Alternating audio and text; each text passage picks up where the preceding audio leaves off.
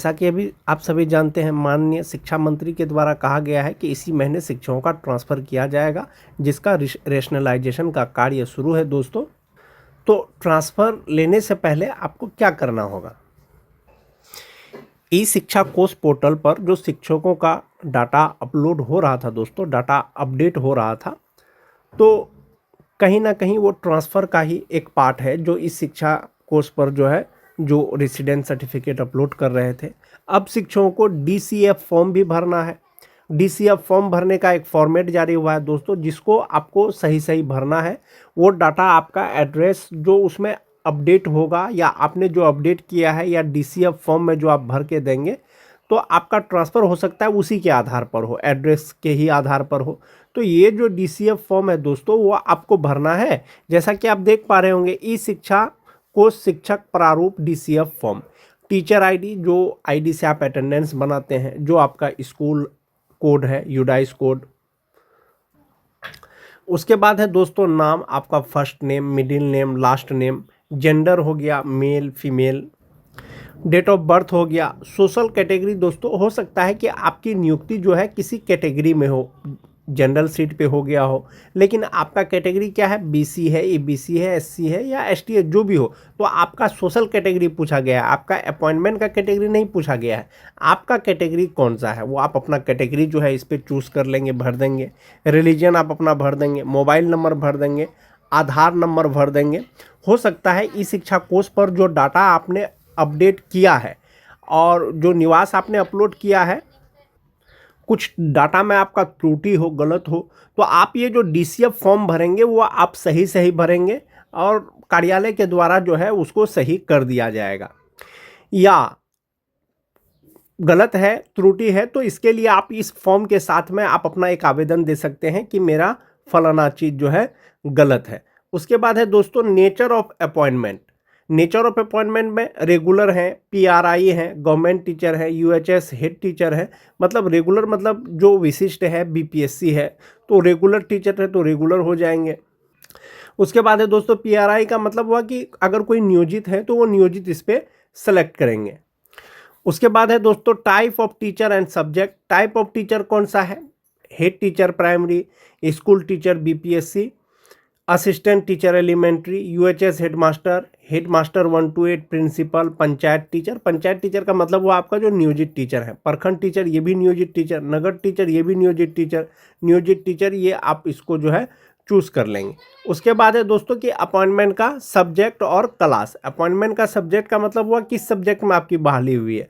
अगर आप 1 to 5 के हैं तो इसमें हो सकता है कि जनरल सब्जेक्ट हो, उर्दू सब्जेक्ट हो या बांग्ला सब्जेक्ट हो, तो ये तीन में से कोई एक सब्जेक्ट होगा। वहीं पर जो स्नातक ग्रेड के हैं तो भाषा का हिंदी, अंग्रेजी, संस्कृत, उर्दू जो भी हो, आपका सोशल साइंस हो गया, गणित विज्ञान हो गया तो ये सब जो है आपका सब्जेक्ट हो जाएगा। क्लास जो भी हो आपका 1 to 5, 6 to 8, 9, 10, 11, 12 वो क्लास आप लिख देंगे। Date of joining in service, तो date of joining in service जो बीपीएससी टीचर है दोस्तों, टीआरई 1, टीआरई 2, टीआरई 3, तो डेट ऑफ ज्वाइनिंग तो इन सर्विस का लिखेंगे ही, साथ ही साथ जो नियोजित शिक्षक से बीपीएससी शिक्षक बने हैं या विशिष्ट शिक्षक बने हैं, तो यहाँ पर है in service, date of joining in service, तो आप अपना फर्स्ट ज्वाइनिंग डेट इसमें दोस्तों भरेंगे। पोस्टिंग डिटेल्स, यहाँ पर ये चूँकि वैशाली जिला का है तो यहाँ पर वैशाली दिया गया है, तो आप अपना जिला का नाम लिख देंगे, जो भी जिला से होंगे आप अपना प्रखंड लिख देंगे, सीआरसी लिख देंगे। हो सकता है कि आपका जो ई शिक्षा कोर्स लॉगिन है उस पर सीआरसी कोई दूसरा दिख रहा हो आसपास का पंचायत का, तो आप जो डीसीएफ फॉर्म भरेंगे यहाँ पर आप सही भरेंगे। कोई भी डाटा आप यहाँ पर भरेंगे तो सही सही भरेंगे। School name and UDISE code. Appointment for labour, appointment for labour का मतलब हुआ कि पीआरटी, टीजीटी, पीजीटी।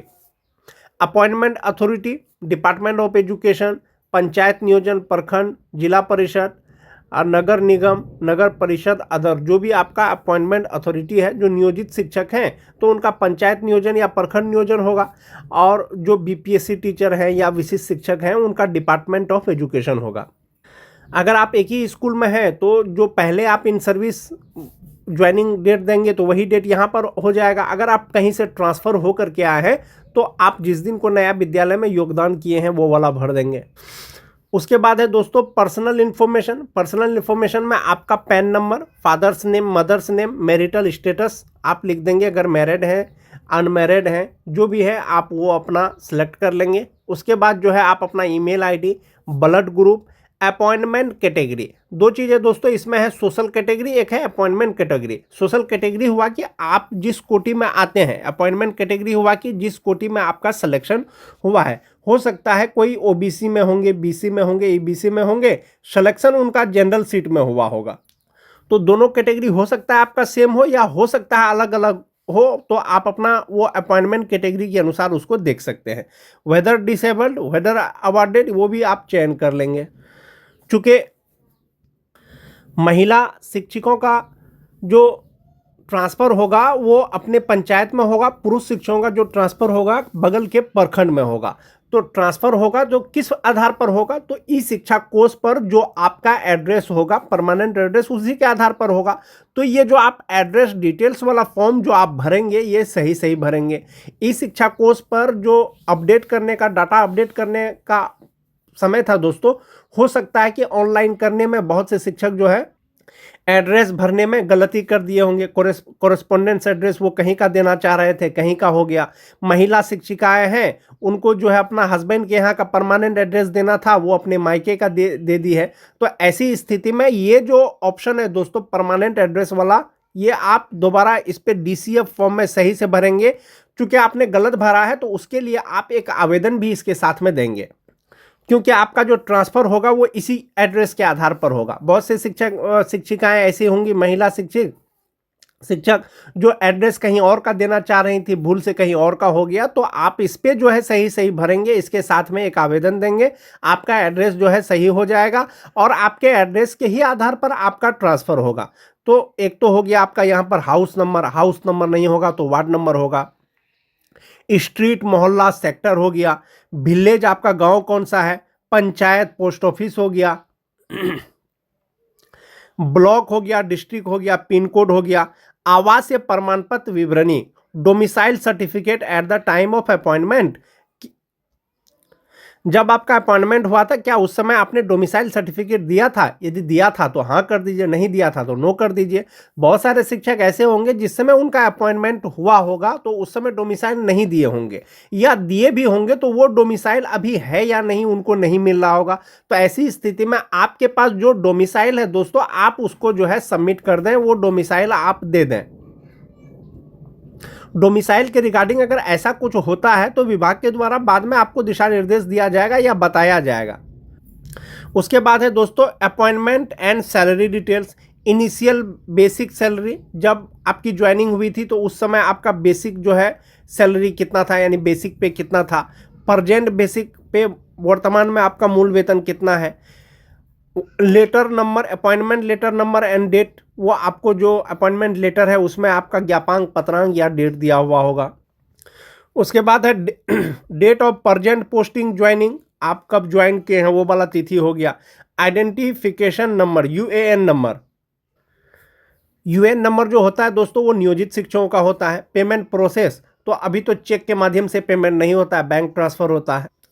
इसमें कॉलम है दोस्तों, यदि आप शिक्षक नियोजन नियमावली के अंतर्गत नियुक्त नहीं है, जैसे नियमित, BPSC, head teacher, UHS head master, अगर बाद में नियोजित शिक्षक बन गए तो इस खंड को आप वो चुन सकते हैं।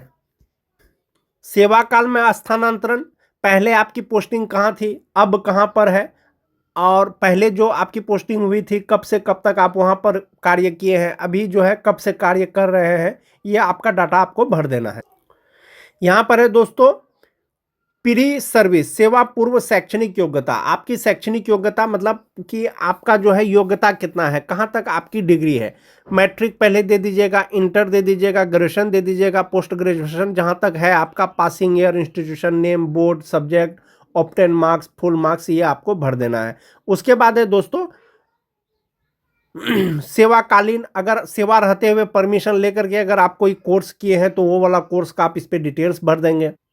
उसके बाद है दोस्तों प्रोफेशनल वोकेशनल क्वालिफिकेशन, यानी प्रशैक्षणिक योग्यता। प्रशैक्षणिक योग्यता में आपका डीएलएड हो गया, बीएड हो गया, एमएड हो गया, जो भी आपका प्रशैक्षणिक योग्यता आप लिए हैं वो आपको इसमें भरना है। इससे पहले दोस्तों एक चीज मैं आपको दिखाना चाहूंगा, नया ट्रांसफर नीति जो आने वाला है दोस्तों, उस पे सोशल मीडिया के माध्यम से ये पता चला था कि नई ट्रांसफर नीति प्राथमिक स्कूलों में अब नहीं पढ़ा पाएंगे बीएड डिग्री धारी।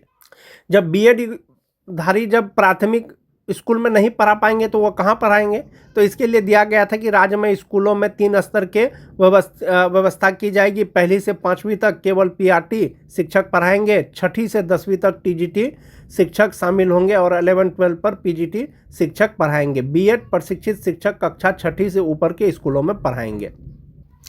ऐसा हो सकता है दोस्तों कि जिनके पास बीएड की डिग्री है, इस शिक्षा कोर्स पे अगर वो बीएड डिग्री अपडेट किए हैं और ये डीसीएफ फॉर्म अगर वो भर के देते हैं, तो सब चीज़ अपडेट होने के बाद हो सकता है कि उनका जो ट्रांसफ़र है वो 6 to 8 मंथ मतलब किसी मिडिल स्कूल में कर दिया जाए, या जहाँ पर जो है 6 क्लास से 12 क्लास तक की पढ़ाई हो वहाँ पर ट्रांसफ़र कर दिया जाए। तो आपको डाटा जो है सही सही भरना है। भले ही इस शिक्षा कोर्स पे आपका कुछ गलत हो गया हो, डीसीएफ फॉर्म आपको सही सही भर करके देना है। अदर इन्फॉर्मेशन में हो गया दोस्तों कि आपकी जो बहाली है, whether appointment based on the teacher eligibility test, आपकी जो बहाली हुई क्या टीचर एलिजिबिलिटी टेस्ट पर हुआ है, यानी सीटेट हो गया, बीटेट हो गया, टेट हो गया, अगर हुआ है तो उसका रोल नंबर, पासिंग ईयर आपको मार्क्स देना है। क्या आपने कभी बीआरपी सीआरसीसी के रूप में कार्य किया है तो हाँ कर देंगे, नहीं किया है तो नो कर देंगे। तो बहुत सारे शिक्षक जो है बीआरपी भी रहे हैं, बहुत सारे शिक्षक जो है सीआरसीसी भी रहे हैं। अगर आप रहे हैं तो उसको चूज कर लेंगे। उसके बाद है कि दोस्तों computer and special training status, special training status या कंप्यूटर का ट्रेनिंग है, हाँ तो यस कर देंगे, नहीं तो नो कर देंगे। Are you a trained teacher, सभी टीचर ट्रेंड हैं। उसके बाद है दोस्तों language known with working knowledge, भाषाएं जिनमें कार्य साधन ज्ञान है, हिंदी, अंग्रेजी, उर्दू जो भी आप जानते हैं वो आप दे देंगे। यहाँ पर आपका साइन है, यहाँ पर फोटो है वो आप दे देंगे।